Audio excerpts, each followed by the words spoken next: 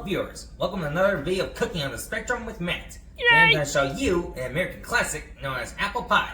First, set your oven to 425 degrees Fahrenheit like I did over here. Then bring out your store-bought pie crust out of the fridge and let it set to room temperature, which I already did at advancing time.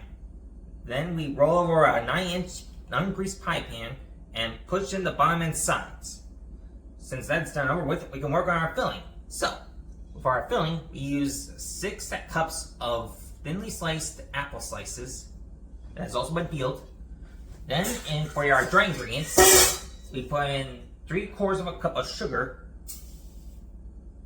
2 tablespoons of all-purpose flour, a 1/4 teaspoon of salt,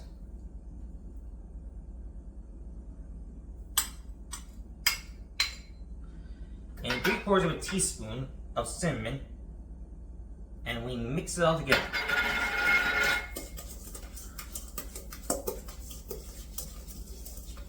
Also, for your apples, not only I recommend using different apples for a more delicious pie, but also use lemon juice to prevent browning.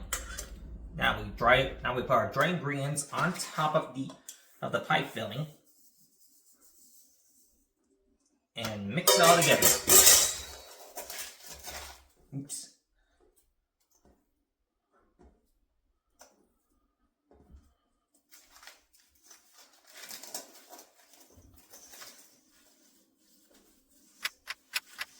There we go. Now we fill in our filling to our pie crust.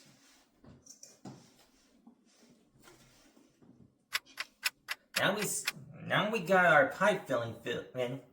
We can do a little extra by adding a little more cinnamon to it. And follow that up with a drizzle of caramel sauce.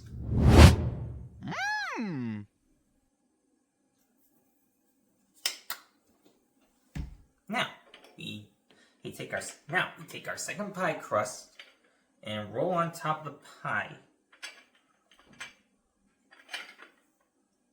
Then we grip the pie crust together. Don't grip our pies. Don't forget to slit the top of the pie and put it in the oven for 40 to 45 minutes, or until the apples become nice and tender and the crust is golden brown and delicious.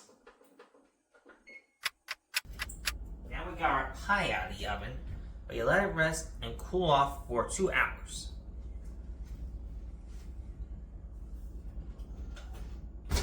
Two hours later.